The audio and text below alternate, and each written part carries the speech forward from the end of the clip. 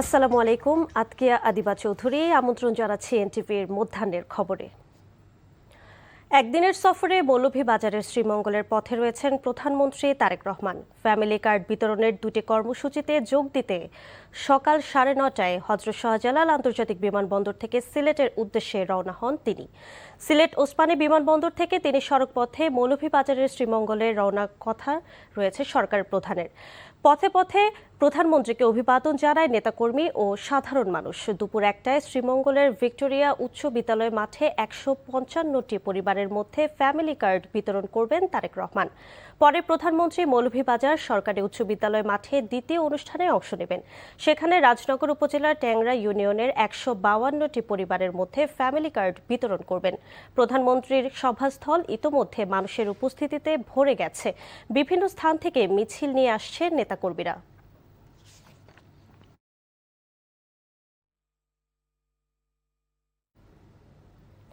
মৌলভীবাজারের শ্রীমঙ্গলের ভিক্টোরিয়া উচ্চ বিদ্যালয় মাঠে ফ্যামিলি কার্ড বিতরণ করবেন প্রধানমন্ত্রী তারেক রহমান। সে খবর জানাতে সরাসরি যুক্ত হচ্ছেন আমাদের সিনিয়র করেসপন্ডেন্ট খান আলামিন।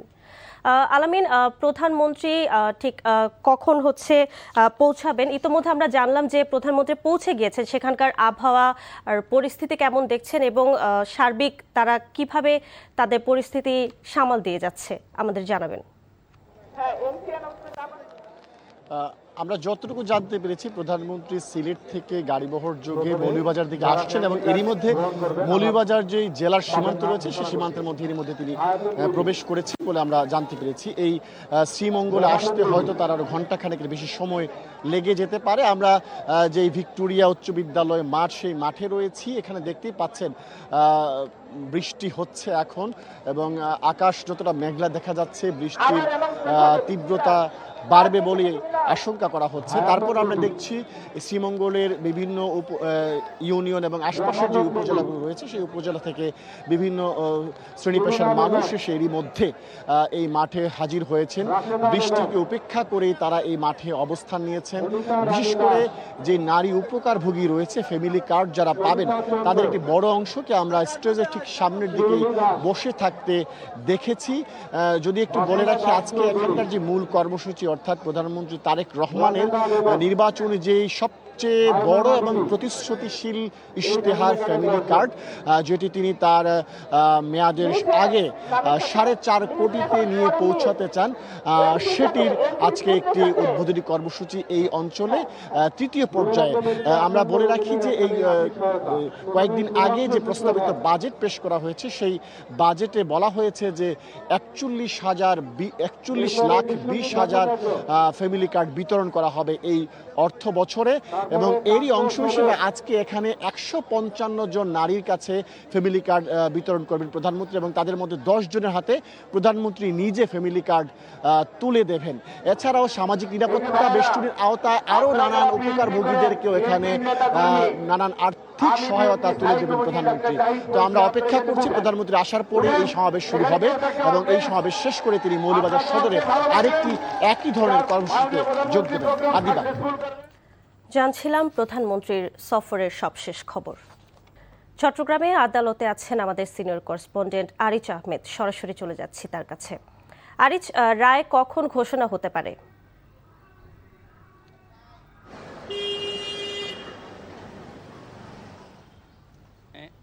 হাবিবা, চট্টগ্রামে যে 4 বছরের এক শিশুকে ধর্ষণের ঘটনার মামলা, যে রায়, এটি 7 কার্য দিবস শেষে আজকে রায় ঘোষণা করা হচ্ছে এবং এখন থেকে কিছুক্ষণের মধ্যে সেই রায়টি ঘোষণা করা হবে। আপনি যেটা জানেন যে এইটি যদি 7 কর্মদিবস পরে 8 দিনের মধ্যে রায় ঘোষণা করা হয়, এটি চট্টগ্রামের আদালতের ইতিহাসে একটি অনন্য রেকর্ড হয়ে থাকবে। আপনি জানেন যে গত 9 জুন থেকে এর বিচার কাজ শুরু হয়েছে এবং প্রথমে যে 22 জন থেকে এখানে 18 জন সাক্ষীর সাক্ষ্য গ্রহণ করেছেন আদালত এবং এর মধ্যে যে মামলার সাথে মামলার তদন্তকারী কর্মকর্তা, চিকিৎসক এবং প্রতিবেশী এবং আত্মীয় স্বজনদের এখানে সাক্ষ্য গ্রহণ করা হয়েছে এবং রাষ্ট্রপক্ষ আসামিদের কে রাষ্ট্রপক্ষ নিয়োজিত আইনজীবী এবং আসামির মনির হোসেনের উপস্থিতিতে আসলে এইসব সাক্ষ্য এবং বিচার কাজ ইতিমধ্যে সম্পন্ন হয়েছে এবং রায় ঘোষণার মাধ্যমে এটির ইতি টানা হবে। এছাড়া আপনি জানেন যে চট্টগ্রামের 2022 সালের যে 14 নভেম্বর চট্টগ্রামের ইপিজেড এলাকায় আরেকজন 5 বছরের শিশুকন্যা আয়াত ডাকনাম আনিনা ইসলাম এবং তাকে নৃশংসভাবে হত্যা করা হয়েছে এবং সেটির রায়ও আজকে এখন থেকে কিছুক্ষণের মধ্যে সেই রায়টি ঘোষণা করবেন চট্টগ্রাম মহানগরের একটি আদালত। এছাড়া এই মামলাটিও দেশে বেশ আলোড়ন সৃষ্টিকারী এবং তাকে এই 5 বছরের শিশুকন্যাকে নিয়ে সে টুকরো টুকরো করে হত্যা করা হয়েছিল এবং সাগরে ভেসে দেওয়া হয়েছিল। হাবিবা, এই ছিল এখানকার সর্বশেষ। জানছিলাম শিশু ধর্ষণ মামলার রায়ের প্রস্তুতির খবর। দেশের বিভিন্ন সীমান্ত দিয়ে গত কয়েকদিন ধরে পুশিনের চেষ্টা চালাচ্ছে বিএসএফ। এ বিষয়ে জানতে এখন যাচ্ছি লালমনিরহাটের সীমান্তে, সেখান থেকে সরাসরি যুক্ত হচ্ছেন আমাদের স্থানীয় প্রতিনিধি হায়দার আলী বাবু। বাবু, সীমান্তে আজকের পরিস্থিতি কেমন আর বিজিবির টহল অব্যাহত রয়েছে কিনা জানাবেন।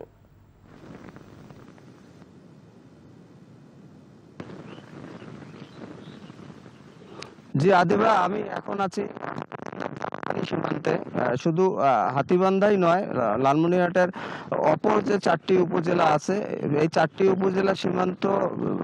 উপজেলাতেই ভারতীয় সীমান্ত আছে। তো গত 3 দিন ধরে সীমান্ত পরিস্থিতি আমরা যা জানতে পাচ্ছি যে সীমান্ত পরিস্থিতি অনেকটাই শান্ত আছে। সীমান্তে, জেলার বিভিন্ন সীমান্তে দিনে বা রাতে সীমান্তের সার্চ লাইট বন্ধ করে দিয়ে ভারতীয় সীমান্তরক্ষী বাহিনী বাংলাদেশে অবৈধভাবে পুশিং করার চেষ্টা করেছে। সর্বশেষ 3 দিন আগে পাটগ্রামের একটি সীমান্তে ককটেল বিস্ফোরণের অভিযোগ আছে বিএসএফ এর বিরুদ্ধে। তারা ককটেল বিস্ফোরণ করে বাংলাদেশে পুশিং করার চেষ্টা করেছে, কিন্তু বিজিবি সেটা প্রতিহত করেছে। বিজিবি পুরো জেলার 3টি ব্যাটালিয়ন কাজ করে। বিজিবি দিন এবং রাতে 24 ঘন্টায় সতর্ক অবস্থায় রয়েছে বলে আমাদের জানিয়েছে। পাশাপাশি সীমান্ত এলাকার লোকজনকেও সচেতন করেছে বিজিবি। কখনো কোথাও যদি পুশিংয়ের কোনো চেষ্টা চলে বা কোনো লক্ষণ দেখা যায়, বিজিবি যেমন সতর্ক হয়ে যায়, পাশাপাশি সীমান্তবাসীরাও সতর্ক অবস্থানে রয়েছে লালমনিরহাটের। তো আপাতত পরিস্থিতি শান্ত হয়ে রয়েছে। আদিবা, জানছিলাম সীমান্তের সবশেষ খবর। ভারতের পশ্চিমবঙ্গ সরকার কর্তৃক বেআইনিভাবে 5,000 মুসলিমকে বাংলাদেশে পুশিং করায় উদ্বেগ জানিয়েছে আন্তর্জাতিক মানবাধিকার সংগঠন হিউম্যান রাইটস ওয়াচ। ভারতীয় কর্তৃপক্ষ জোরপূর্বক বাঙালিদের বেআইনিভাবে বহিষ্কার করে অবৈধ অভিবাসী হিসেবে বাংলাদেশ সীমান্তে জড়ো করেছে বলে জানিয়েছে HRW। সংস্থাটি জানায়, শুভেন্দু দায়িত্ব নেয়ার পর কোনো আইনি প্রক্রিয়া ছাড়াই প্রায় 5,000 জাতিগত বাঙালি মুসলিমকে দেশ ছাড়তে বাধ্য করেছে, যার ফলে বেশ কিছু পরিবার সীমান্তের জিরো লাইনে আটকা পড়েছে। হিউম্যান রাইটস ওয়াচ আরও উল্লেখ করেছে, ভোটার তালিকা থেকে বাদ দিয়ে এবং কোনো আইনি সুযোগ না দিয়েই এই বহিষ্কার প্রক্রিয়া চালানো হচ্ছে, যা আন্তর্জাতিক মানবাধিকার আইনের লঙ্ঘন। লক্ষ্মীপুরের রামগঞ্জে ফরিদ আহমেদ ভূঁইয়া একাডেমির ছাত্রাবাস থেকে মেহেদি হাসান নামে এক কিশোরের শিক্ষার্থীর ঝুলন্ত মরদেহ উদ্ধার করা হয়েছে। তবে পরিবারের দাবি তাকে হত্যা করা হয়েছে। মঙ্গলবার বিকেলে তার মরদেহ উদ্ধারের পর রাত 12টা পর্যন্ত উত্তেজিত এলাকাবাসী প্রতিষ্ঠানের সামনে অবস্থান নেয় এবং ভাঙচুর করে।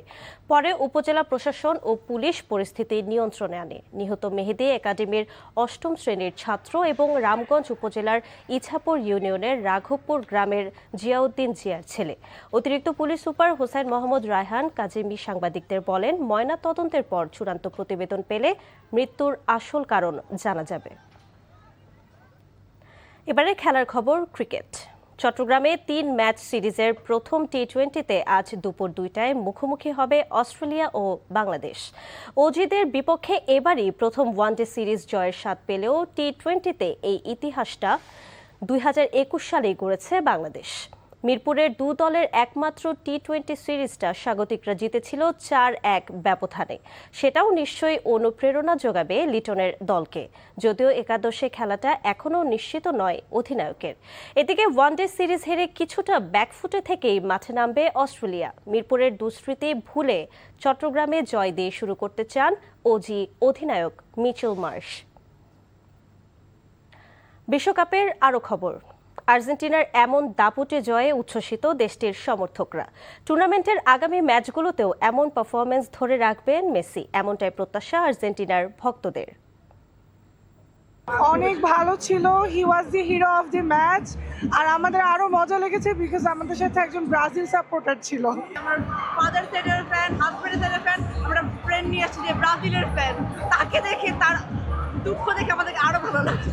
সামনের গুলোতেও এরকম দেখবো আশা করছি, দেখতে ভালো লাগছে। সাপোর্টারদের যেই কি বলবো, যে আকাঙ্ক্ষা ছিল সেটার ঊর্ধ্বে গিয়ে আমরা দেখতে পারছি যে খেলা হচ্ছে, তো এটা আসলে ভালো লাগার জায়গা। ভালো লাগছে, সামনে আরো চমক দেখবো এই আশা করছি। Unbelievably, আমার one of the best matches I have ever experienced because আমি মেসির হ্যাট্রিক দেখছি এই ম্যাচে। আর্জেন্টিনা বনাম আলজেরিয়ার ম্যাচ ঘিরে সমর্থকদের উচ্ছ্বাসে কুমিল্লার ঐতিহাসিক টাউন হল পরিণত হয়েছিল স্টেডিয়ামেরই মিনি সংস্করণে। নীল আকাশি জার্সি হাতে আর্জেন্টিনার পতাকা আর প্রিয় দলকে সমর্থনের নানা স্লোগানে মুখর হয়ে ওঠে পুরো এলাকা। বড় পর্দার সামনে অবস্থান নিয়ে খেলা উপভোগ করেন হাজারো ফুটবল প্রেমী। এদিকে আর্জেন্টিনার এই দাপুটে জয় ঘিরে চাঁদপুর জুড়ে ছিল ব্যাপক উন্মাদনা। খেলা উপভোগ করতে চাঁদপুর সরকারি কলেজের অডিটোরিয়ামে ভিড় করেন হাজারো আর্জেন্টাইন সমর্থক। মেসির একের পর এক গোলের সঙ্গে সঙ্গে উল্লাসে ফেটে পড়েন উপস্থিত দর্শকরা। বিশ্ব চ্যাম্পিয়ন আর্জেন্টিনা শিরোপা ধরে রাখার মিশন শুরু করেছে চ্যাম্পিয়নের মতো পারফরম্যান্স দিয়ে।